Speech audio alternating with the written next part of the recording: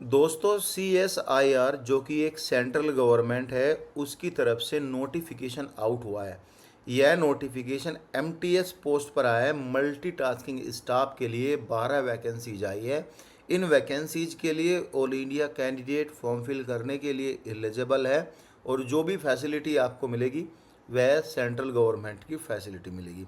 Level 1 की आपकी salary रहेगी, लगभग 36,000 के आसपास आपकी सैलरी बनेगी एज पर 7 CPC और 25 साल से नीचे आपकी उम्र होनी चाहिए। अब हम इस वीडियो में 1 बाय 1 करके सभी इम्पोर्टेंट इंफॉर्मेशन के बारे में बात करेंगे। नोटिफिकेशन कहाँ से आया है, एज का कंसेशन चाहिए तो कैसे ले सकते हो, किस तरह के डॉक्यूमेंट्स आपको देने हैं, अप्लाई कैसे करना है। यह नोटिफिकेशन आया है CSIR national geophysical research institute Hyderabad Telangana की तरफ से। अब पहला पॉइंट स्टूडेंट का यह रहता है कि इसका एग्ज़ाम कहाँ पे होगा। इसका एग्ज़ाम भी हैदराबाद तेलंगाना में होगा और इसी इंस्टीट्यूट में होगा। तो जो हैदराबाद जाने के लिए रेडी है वही कैंडिडेट इसका फॉर्म फिल करे। यह एक देखो CSIR सेंट्रल गवर्नमेंट की एक ऑटोनोमस बॉडी है जो कि ministry of science and technology government of India के अंडर में आती है। देखो हैदराबाद में अगर मैं बोलूँ आपको लेवल 1 की जो इतनी सैलरी मिल रही है वह बहुत अच्छी सैलरी मिल रही है, ये विद इंक्रीमेंट है। बाकी अगर बात करें अदर सिटी में, वहाँ पे लगभग सैलरी कितनी बनती है 28, 29, 30 हज़ार रुपये सैलरी बनती है। यहाँ पे आपको हाईएस्ट सैलरी भी मिल रही है, इंक्रीमेंट के साथ मिल रही है। अब ये चीज़ें मैंने आपको बता दिया कि क्या क्या पोस्ट आई है। इसमें जनरल कैंडिडेट की 6 पोस्ट आई है, EWS कैंडिडेट की 1 पोस्ट आई है, OBC NCL की 4 पोस्ट आई है और SC कैंडिडेट की 1 पोस्ट आई है। इसमें ST कैंडिडेट और PWBD का भी यहाँ पे 1 पोस्ट का रिजर्वेशन होगा। बाकी ST कैंडिडेट की कोई पोस्ट नहीं आई है। अब ST कैंडिडेट पॉइंट रेज करेगा कि मेरा तो इसमें जो है कोई पोस्ट नहीं, किया मैं जर्नल के लिए एलिजिबल हूँ या नहीं हूँ। बिल्कुल वह कैंडिडेट जर्नल के लिए एलिजिबल है, लेकिन उसको किसी भी तरह का एज में कंसेशन, इवन इसका क्वालिफाइंग मार्क्स में रिलैक्सेशन उसको नहीं मिलेगा। इसका फॉर्म आप ऑनलाइन भर सकते हैं from Indian nationals only fill of the following post, जो आप भर सकते हो। ठीक है। अब यहाँ पे एक पॉइंट है कि इस पे लेवल पे आपको एक्स सिटीज़ का HRA मिलेगा, यानी जो आपकी बेसिक सैलरी है 18,000 रुपये, उसका 30% HRA आपको मिलेगा। जो कहीं कहीं सिटी में रहता है, जो हैदराबाद सिटी में भी अच्छा खासा HRA आपको मिलेगा। यहाँ पे जो इसका फॉर्म है वह 6/12/2025 को ऑनलाइन अपडेट हो गया था। जो इसकी लास्ट डेट है 5/1/2026 शाम के 6 बजे इसकी लास्ट डेट है। हालांकि मैं ही थोड़ा डिले हो गया due to some busy schedule. So guys अभी आपके लिए अच्छी अपॉर्चुनिटी है, तो डेफिनेटली आपको यह फॉर्म फिल करना चाहिए। अब यहाँ पे बात करेंगे इंपॉर्टेंट क्वालिफिकेशन के बारे में और एक्सपीरियंस के बारे में, इफ़ मैंडेटरी है और नॉट। MTS की पोस्ट आई है और इसमें जो है 10वीं पास कैंडिडेट और इक्विवेलेंट फॉर्म फिल कर सकता है।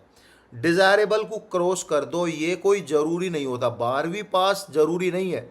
अगर आप है तो ठीक है, नहीं है तो कोई बड़ी बात नहीं। अगर आप 10वीं पास है तो आप एलिजिबल है अप्लाई करने के लिए।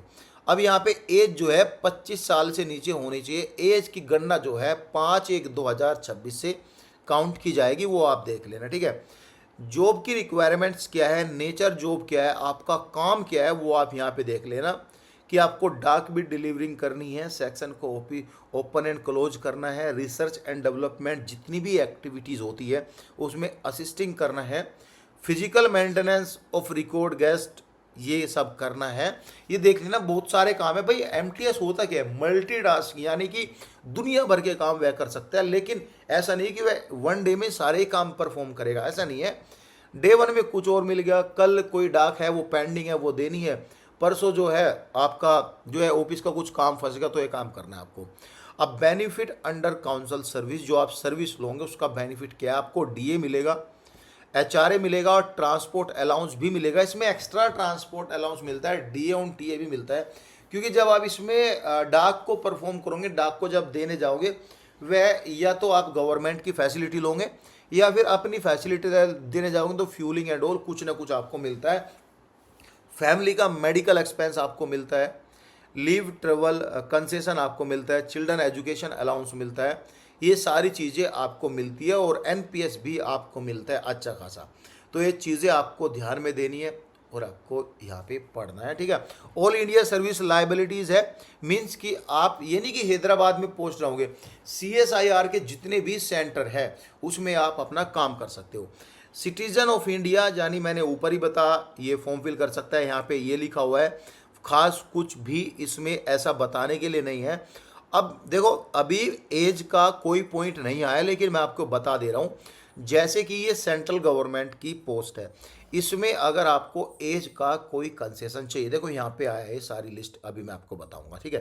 पहले तो आप एज लिमिट एंड रिलैक्सेशन को समझे, उसके बाद इसके बारे में देखो। एज जो है 18 साल कम से कम एक बच्चे की होनी चाहिए और 25 साल तक वह फॉर्म फिल कर सकता है।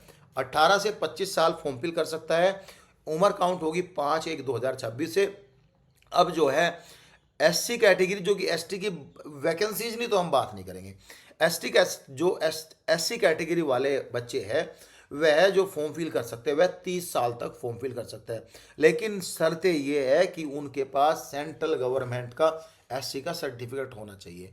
ओबीसी की जो पोस्ट आई है इसमें है ओबीसी की पोस्ट, उसमें 3 साल तक आप जो है यहाँ पे कंसेशन ले सकते हैं, मीन्स कि 28 साल तक फॉर्म फिल कर सकते हैं। लेकिन यहाँ पे जो दिया है देखो, ओबीसी एनसीएल और जो ईडब्ल्यूएस का सर्टिफिकेट होता है वह यहाँ पे जो है यहाँ पे लिखा सर्टिफिकेट इशूज ऑन आफ्टर 1/4/2025 से पहले का ना हो, लेकिन उसके बाद का हो। कहने का मतलब 1/4/2025 टिल डेट जिसमें यह वीडियो बन रही, इस बीच आपका सर्टिफिकेट बना हो तो आप एलिजिबल है। अगर कोई पुराना है, पुराना आप डाल सकते हो, लेकिन एंड डॉक्यूमेंट वेरिफिकेशन में आपको वह रिन्यू भी करा के जाना है। तो ये चीज़ें आपको ध्यान में देने वाली बात है यहाँ पे। तो ये चीज़ यहाँ पे बताई है, पीडब्ल्यूबीडी को अलग से कंसेशन मिलता है, वो एक बार आप देख लेना क्या क्या है। कुछ भी पॉइंट रहेगा तो आप कमेंट कर देना, मैं डेफिनेटली उसका आंसर आपको दे दूंगा। मोड ऑफ सिलेक्शन के बारे में बात करेंगे। इसमें आपका एक तो ट्रेड टेस्ट होगा, ठीक है। Trade test means physical test, nature of job के बारे में देखेंगे, क्या आप जो है कैपेबल हो उस चीज़ के लिए, नहीं हो। फिर यहाँ पे आपका एक रिटर्न एग्ज़ाम भी होगा। अब यहाँ पे पहले आपका हो सकता है रिटर्न एग्ज़ाम हो या फिर ट्रेड टेस्ट हो। यहाँ पे लिखा है फाइनल मेरिट जो रहेगी वह रिटर्न एग्ज़ाम के बिहाफ पे रहेगी।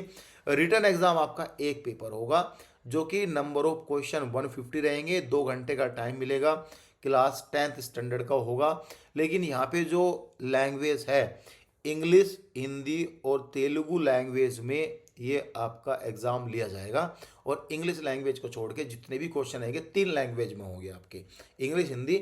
अगर आप हिंदी मीडियम के बच्चे हो तो हिंदी में वही सेम क्वेश्चन पढ़ सकते हो, इंग्लिश के हो तो इंग्लिश में सेम क्वेश्चन पढ़ सकते हो, तेलुगु में है तो तेलुगु के आप सेम क्वेश्चन पढ़ सकते हो। यहाँ पे जनरल इंटेलिजेंट के 25 क्वेश्चन है और क्वांटिटिव एप्टीट्यूड के 25 क्वेश्चन है, जनरल अवेयरनेस के 25 क्वेश्चन है और इंग्लिश लैंग्वेज के भी ये 25 क्वेश्चन है। एक क्वेश्चन की वैल्यू जो है 3 नंबर रखी गई है। तो यहाँ पे जो है 75 और ये 150, यहाँ पे देख सकते हो, ये जो है यहाँ पे 300 और भाई 150, ये आपका 450 नंबर का ये एग्ज़ाम आपसे लिया जाएगा। और यहाँ पे जो नेगेटिव मार्किंग है 1/3 नेगेटिव मार्किंग है, ठीक है भाई, 1/3 नेगेटिव मार्किंग है। एक क्वेश्चन गलत करोगे तो आपका 1 नंबर काट लिया जाएगा, वही 1/3 की बैठती है यहाँ पे। तो यहाँ पे अब देखेंगे सीक्वेंस क्या है।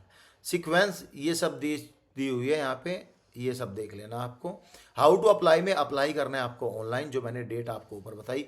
500 रुपये का आपको जो है यहाँ पे, या तो आप डीडी बनवा लेना या फिर आपको पे करना है ऑनलाइन, एसबीआई चलान जो भी चाहो यहाँ पे आप क्लिक करके एसबीआई चलान के थ्रू।